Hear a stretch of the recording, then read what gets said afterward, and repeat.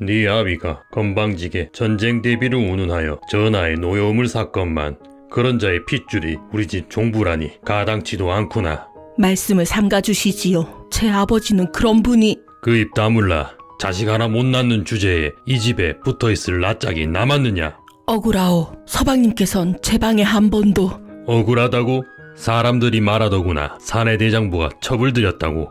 질투심에 미쳐버린 마님이라고. 너는 이제 자유다. 썩 꺼지거라. 마님의 떨리는 손끝에 눈송이가 내려앉았습니다. 짐승보다 못한 취급을 받아도 이대로 쓰러질 순 없지.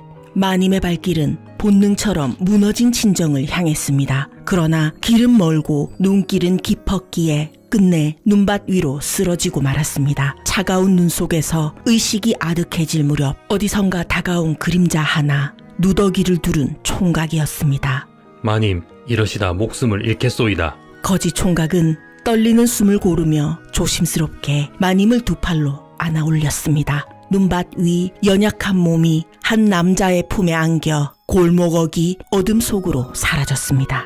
안녕하십니까. 꽃보다 야담 채널을 방문해 주셔서 감사합니다. 여러분의 구독과 좋아요는 영상을 제작하는데 큰 힘이 됩니다. 오늘의 이야기는 비참하게 내쳐진 마님을 구한 거지 총각이 마님을 사모하게 되고 나라의 훌륭한 인재로 성장하게 되는 이야기입니다. 바보온 달과 평강공주와 같은 그들의 사연 지금부터 시작하겠습니다.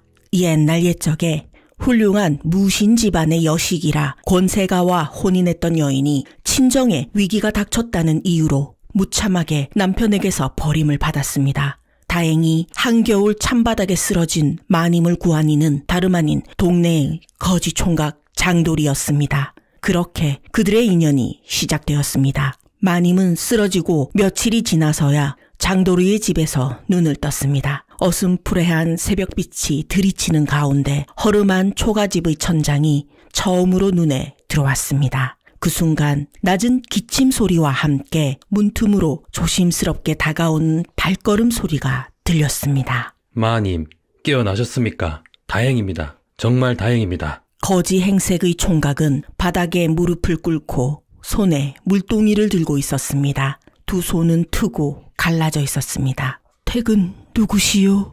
별 볼 일 없는 놈입니다. 다만 마님께 은혜를 입었던 적이 있어 눈밭에 누워 계신 마님을 누추한 제 초가로 모셔왔습니다. 나에게 은혜를 입었다니 나는 기억이 없소. 언젠가 일주일을 굶고 딱 죽기 직전에 마님 댁 대문을 두드렸습니다. 우연히 집 앞에서 저를 보신 송영감 나리께서 돼지 먹일 죽이라도 먹겠냐고 하셔서 그것만이라도 감사하다고 하셨지요. 그런데 나리께서는 돼지죽 한 그릇도 저 같은 거린에게 줄 이유가 없다며 저를 쫓아내셨는데 마님께서 몸종을 시켜 쫓겨나는 저에게 밥 한 덩이와 쌀 한 대를 배보자기에 싸서 보내셨지요. 그리고 송영감이 돼지보다 못한 취급을 한 것을 대신 사과한다고 전하라 하셨습니다. 저는 그날 꼭 죽을 만큼 힘들었는데 마님께서 저를 살리셨습니다. 댁의 얼굴은 기억나지 않으나 내 서방이라는 작자가 돼지죽도 아깝다며 거린을 내치던 기억은 나는구려. 나는 밥 한 덩이와 쌀 한 돼 덕에 목숨을 구했구려. 참으로 고맙소. 아닙니다, 마님. 저는 그날 이후로 더 독하게 살아가리라 결심하였습니다. 저를 살리신 분이 마님이시지요. 그나저나 내가 얼마나 누워있었소? 사흘째입니다. 열이 심하여 약도 구하고 죽도 쏘아보았습니다. 이 집엔 먹을 것도 사람도 변변치 않으나 마님의 목숨만은 꼭 살려드리고 싶었습니다. 고맙구려. 댁의 이름을 물어도 되겠소? 거지 총각은 잠시 머뭇거리다 작게 웃으며 말했습니다. 사람들이 절 부르는 이름은 장도리오입니다. 짐승처럼 떠도는 놈이라.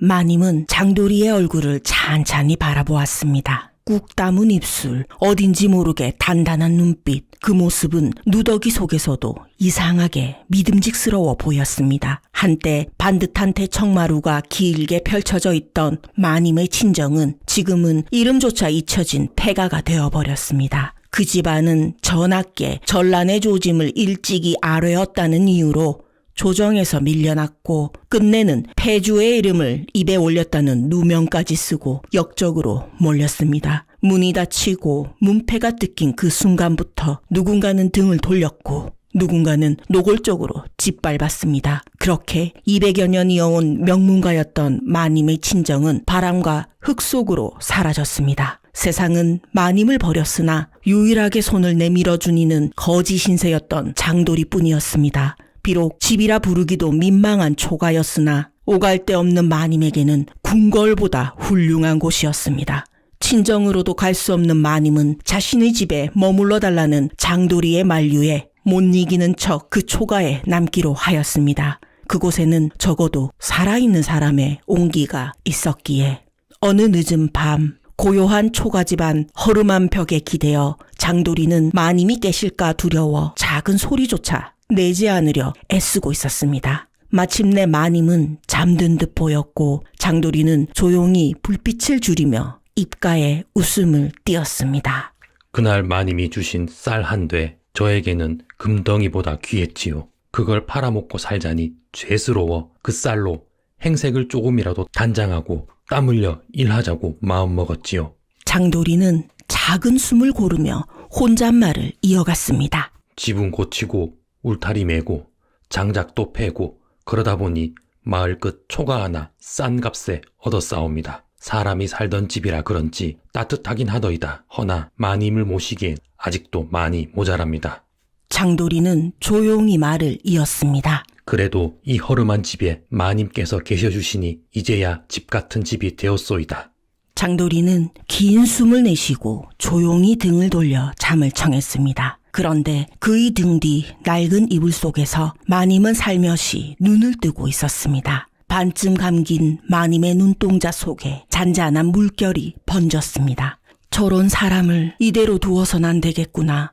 마님은 그렇게 생각하며 조용히 눈을 감았습니다. 그리고 마음속으로 다짐했습니다. 이번에는 내가 그를 일으켜 세워야겠구나. 며칠 뒤 몸을 추스른 마님은 비단 쓰개 치마를 꺼내 장터로 향했습니다. 장터에서 돌아올 땐 헌 누비 옷을 입고 손에는 조심스레 싸맨 문방사우 꾸러미가 들려 있었습니다.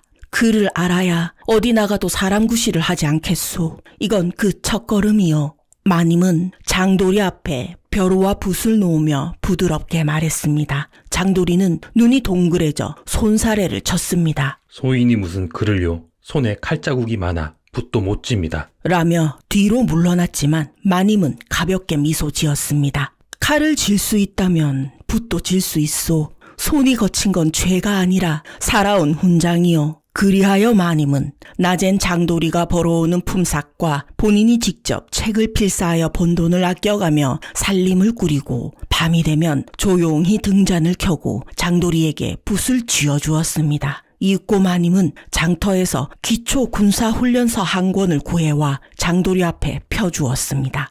몸이 좋으니 이제는 그 힘을 익히는 법을 배우는 게 좋겠소. 매일 이 기초 동작들을 따라해 보시오. 장돌이는 머쓱하게 웃으며 책을 들었고 마님은 조용히 그를 바라보았습니다. 어쩌면 지금 이 순간이 훗날 큰 무관의 뿌리가 되는 날일지도 모른다고 마님은 믿고 있었습니다. 여인의 살뜰한 보살핌 덕에 장돌이는 옷매무새도 낯빛도 날이 갈수록 말쑥해졌습니다. 비록 남의 집 허드렛 일을 돕는 자일지라도 최근 장돌이는 제법 남자답고 인물이 난다며 주변인들이 칭찬을 아끼지 않았습니다. 그렇게 두어 달이 흐른 어느 날 낡은 초가집 방 한 칸에서는 등잔불이 조용히 깜빡이며 긴긴 겨울밤을 태우고 있었습니다. 장돌이는 방의 윗목 한쪽 끝에 조용히 등을 기대고 앉아 있었습니다. 마님은 그 반대편 아랫목 이부자리 위에 조용히 누워 있었으나 역시나 잠들지 못하고 있었습니다. 장돌이는 조심스레 숨을 고른 후 마님의 기척이 없다 싶어 혼잣말처럼 낮게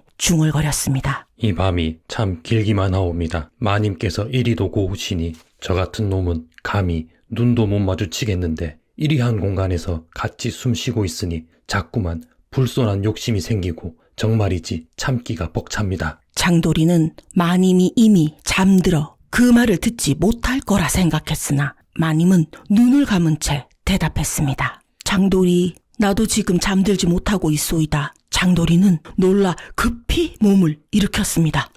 마님, 아니 그건 소인이 망발을... 그대가 나에게 눈길조차 제대로 주지 않는 까닭이 내가 여인이기 때문이요, 아님 신분의 굴레가 두렵기 때문이요. 장도리는 아무 말도 하지 못했습니다. 고개를 숙인 채 두 손을 꼭 틀어 쥐었습니다. 마님은 자리에서 일어나 그를 천천히 바라보다 부드럽게 손을 내밀었습니다.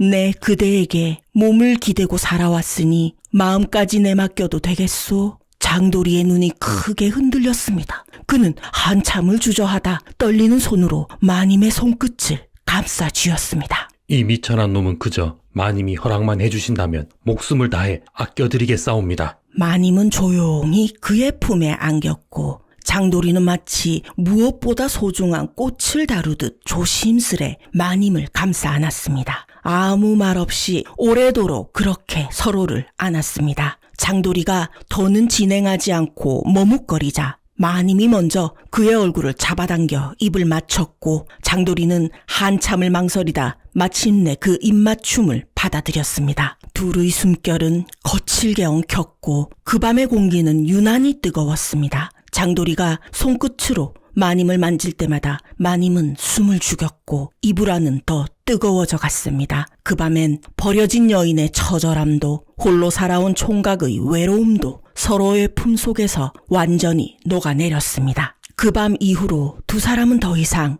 양반과 천민이 아니라 같은 이불 아래 운명을 나눈 한 쌍의 아름다운 남녀가 되었습니다. 다음 날 아침 한 이불 속에서 깨어난 두 사람은 침묵 속에서 서로를 어색하게 바라보고 있을 뿐이었습니다. 난감한 표정으로 장도리가 말했습니다.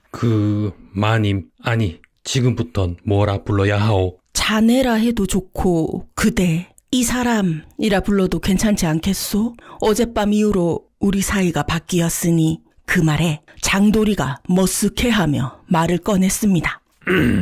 그럼 그대, 나는 오늘 집으로 새끼를 꼬는 일부터 해야 하오. 마님 역시 얼굴을 붉히며 대답했습니다. 그대가 새끼를 꼬는 동안 나는 바느질거리나 정리해야겠소. 둘은 서로를 바라보며 이 상황이 재미있어서 웃었습니다. 어느 날 마님은 시장 책방에 들러 필사한 책 보수로 쌀 한 대와 병법서 한 권을 얻어 집으로 돌아오고 있었습니다. 병학진암이라는 병법서는 보병의 군사훈련법을 다룬 서적으로 남편 장도리를 중심으로 한 동네 청년들에게 행군 훈련 등을 익히게 하려고 예전부터 부탁해두었던 책이었습니다. 시장 골목어기 장터 서채방에서 원하던 병법서를 구해 즐거이 나서던 마님이 발길을 돌리려던 찰나 건너편에서 서책방 쪽으로 다가오는 낯익은 노인을 보았습니다. 마님이 걸음을 멈추고 말했습니다. 혹 한조익 훈련장 아니시오? 노인은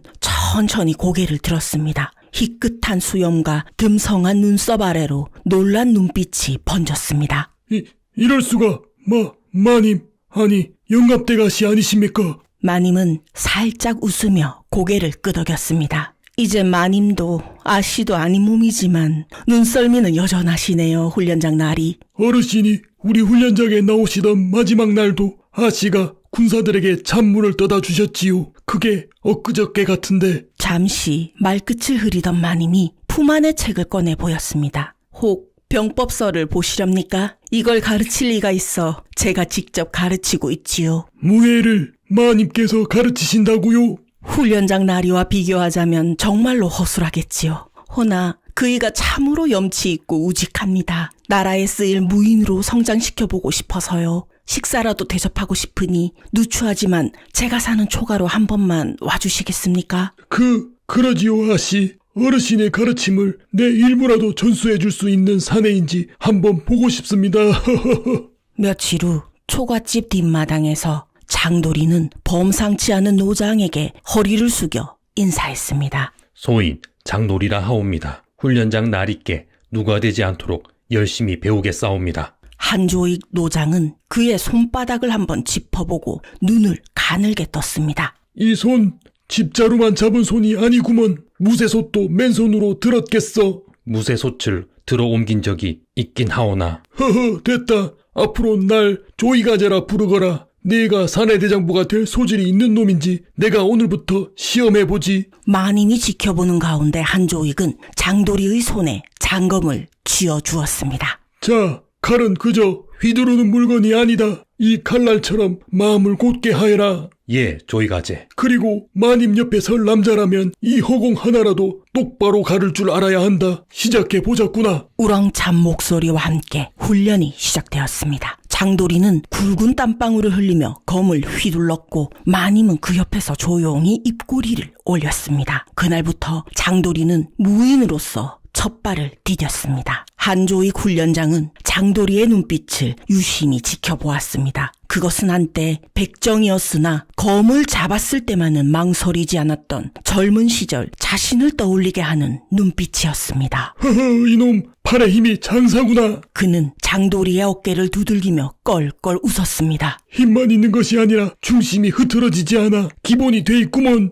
처음에는 새끼줄을 꼬는 손으로 나무 검을 잡았고 낯질하던 허리로 진법의 동작을 익혔습니다. 겨우내 눈밭을 맨발로 뛰었고 여름에는 삿갓 하나 없이 태양 아래를 달렸습니다. 한조익 훈련장은 날이 갈수록 그의 자세가 고다지는 것을 보며 중얼거렸습니다. 이놈은 사람을 베기 위해 칼을 드는 것이 아니라 사람을 지키기 위해 칼을 드는구나. 장도리는 어느새 매일 새벽 해가 뜨기 전에 마당을 쓸고 집단을 치며 창수를 연습하고 훈련이 끝나면 책상에 앉아 마님이 사온 병법서를 소리내어 읽었습니다. 한 장 한 장 넘길 때마다 저 또한 강해지는 것 같습니다. 그가 조심스레 내뱉은 말에 한조익은 고개를 끄덕였습니다. 내 몸은 내가 단련시켜주마. 허나 마음을 단련시키는 건 그대 곁에 있는 마님 덕이겠지. 그날 밤 장도리는 조용히 밥을 드리는 마님을 향해 말했습니다. 저는 언젠가 그대의 곁을 지키는 진짜 무관이 되고 싶사옵니다. 달빛 아래 마님의 눈동자가 살며시 떨렸습니다. 그렇게 한 해가 지났습니다. 마님의 아버지가 염려한 대로 병약한 조선의 군대를 파악한 외놈들은 사방에서 조선을 침략하기 시작했습니다. 남부지방으로부터 들려온 소식은 참혹했습니다. 외놈들은 한양으로 진격하고 있고 광군은 허둥대며 백성들을 버려두고 도망쳤다고 했습니다. 관아가 침묵하고 사대부들이 몸을 사리는 그때 마을 어귀에서 장도리가 소리 높여 외쳤습니다. 우리가 지키지 않으면 이 땅엔 누구도 남지 않습니다. 한조익이 옆에서 검을 쥐어주며 말했습니다. 너라면 해낼 것이다. 피 흘려본 손들이 칼을 쥘 때 그 진심이 무기가 된다. 땀과 흙에 찌든 사내들이 장도리와 함께하고자 하나둘 모였습니다. 백정, 땔감꾼, 사환, 심부름꾼,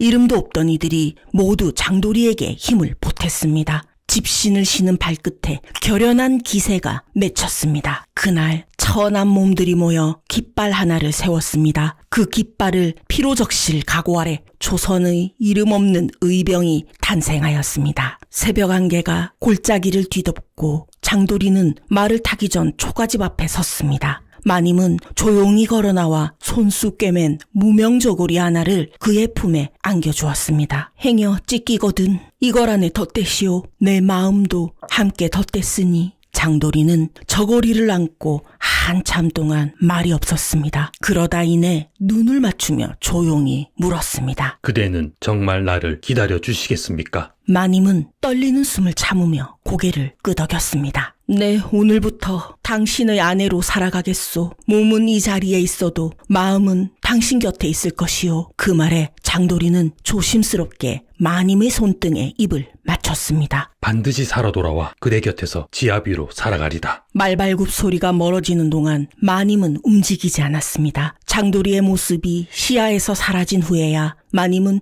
조용히 속삭이며 눈물을 흘렸습니다. 제발 사람만 돌아오시오. 전장의 하늘은 붉었습니다. 불에 탄 연기가 허공을 메우고 외성 너머 왜군의 깃발이 찢겨 나부꼈습니다. 장도리는 피투성이가 된 채 쓰러진 동료를 등에 업고 마지막 남은 돌격대를 이끌었습니다. 우리가 물러서면 마을도 아이들도 없습니다. 따라오시오. 그는 화살비를 뚫고 적진 깊숙이 파고들었고 해오름 고지에 왜군 깃발을 빼서 그 자리에 조선의 깃발을 꽂았습니다. 그가 그날 구한 마을은 셋, 적장을 베고 생포한 수는 넷이었습니다. 조선의 지휘관은 도망쳤고 명령은 끊겼지만 장도리의 손에 전세는 뒤집어졌습니다. 그러나 며칠 후 한양으로 올라온 공훈 명단엔 기이한 이름이 맨 위에 적혀 있었습니다. 송윤택 도사, 해오름 전투, 총공지휘관. 장도리의 공이 마님을 내쫓았던 전 남편의 이름으로 올려져 있었습니다. 장돌이라는 자는 그저 백성들을 규합해 보조하였을 뿐이라 들었습니다. 송윤택은 조정의 신하들 앞에서 말끝을 길게 빼며 능청스럽게 웃었습니다. 실제 작전은 본도사가 모두 지휘하였습니다. 그 소식을 전해 들은 훈련장 한조익은 이를 악물고 말했습니다. 그놈이 피 한 방울 흘리지도 않고 사람 하나 구하지도 않고 도망친 자가 그 소식을 들은 날 장도리는 아무 말도 하지 않았습니다. 피 묻은 무명 저고리만 꺼내어 조용히 문지르며 마님을 떠올렸습니다. 그리고 속으로만 되뇌었습니다. 이대로 잊히지 않겠소 부인. 반드시 제공을 되찾아 당신 곁에 떳떳하게 설 것이오. 한편 한조익은 곧바로 병조의 문을 두드렸습니다. 전쟁 전부터 인연이 있던 유력한 병조 참판을 찾아가 무릎을 꿇었습니다. 장도리의 공이 송윤택에게 넘어갔습니다. 거짓이옵니다. 제 눈으로 보았사옵니다. 며칠 후 훈련장의 간절한 호소에 마음을 움직인 병조 참판은 병조에 출입하던 서기관을 비밀리에 불러들였습니다. 떨리는 손으로 원본 공훈 명단을 꺼내든 서기관은 고개를 숙였습니다. 송도사가 제게 강요하였습니다. 원래 보고서엔 장돌 의병장의 이름이 있었사옵니다. 그러나 저 또한 죄인이옵니다. 이제 바로잡고 싶사옵니다. 그날 조정은 마침내 장도리의 이름을 정식 공훈록에 올렸습니다. 이름 없는 천민이었던 한 사내가 조선의 의병장 장무로 불리게 된 순간이었습니다. 그러나 그 소식이 전해졌을 때조차 장도리는 이미 또 다른 전선에 있었습니다. 그는 구불구불한 산길을 따라 짐승처럼 기어오르며 적의 후방을 끊었고 성벽을 기어올라 마지막 깃발을 꽂았습니다. 동료가 말했습니다. 정장군, 조정에서 공을 치하하신다 합니다. 이제 궁으로 가셔야 하지 않겠습니까? 장도리는 칼날의 피를 천으로 닦아내며 고개를 저었습니다. 내 이름이 올라가는 것만이 이 전쟁에 참여한 목적이 아니었소. 내가 지켜야 할 이는 아직 그 마을에 있고 그 여인의 꿈은 아직 끝나지 않았소이다. 그는 다시 검을 들었습니다. 그리고 그날도 이름 없는 이들의 앞에서 가장 앞장섰습니다. 결국 전국에서 장도리와 같은 의병들이 힘을 합쳐 왜군을 쫓아냈고 전란은 끝이 났습니다. 마침내 조정은 장도리의 헌신을 높이 평가하여 그의 신분을 양민으로 올려주었고 공신의 자격으로 많은 농가 밭을 하사하였습니다. 드디어 장도리는 전신의 흙먼지를 뒤집어 쓴 채 그의 집 문 앞에 섰습니다. 장도리의 눈엔 긴 여정의 끝이 고여 있었습니다. 문을 연 마님은 그대로 얼어붙었습니다. 눈물 한 방울이 뺨을 타고 흘렀고 장도리는 그 앞에 무릎을 꿇었습니다. 마님, 아니 부인, 기다려주어 감사하오. 그녀는 아무 말 없이 그를 안았습니다. 긴 겨울을 견딘 이들이 마침내 봄을 맞이한 것이었습니다. 그러나 장도리는 그 공로로 편히 살지 않았습니다. 그는 자신과 같은 천민 출신의 백성들을 위해 마을에 서당을 세우고 직접 글을 가르쳤습니다. 전쟁터에서 익힌 무예 또한 아낌없이 나누었습니다. 말보다 땀으로 그는 백성들에게 진정한 스승이 되어갔습니다. 그리고 장도리 곁엔 늘 조용히 그를 돕는 이가 있었습니다. 바로 한때 소방맞은 종부였으나 이제는 그 누구보다 존경받는 여인, 그리움의 끝에 닿은 여인,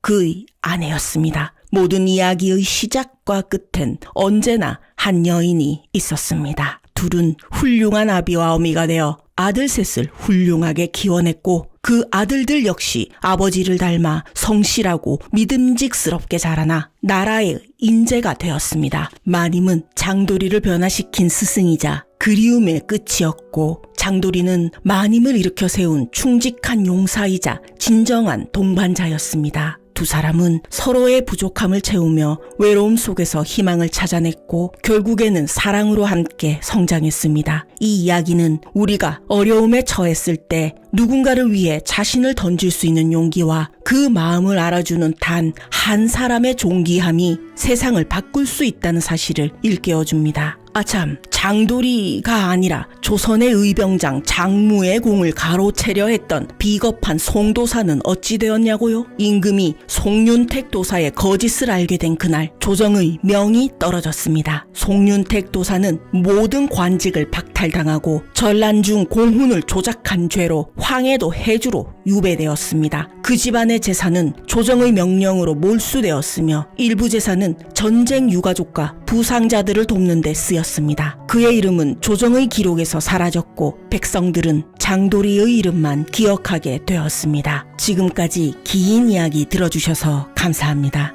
여러분의 구독과 좋아요는 영상을 제작하는 데 큰 힘이 됩니다.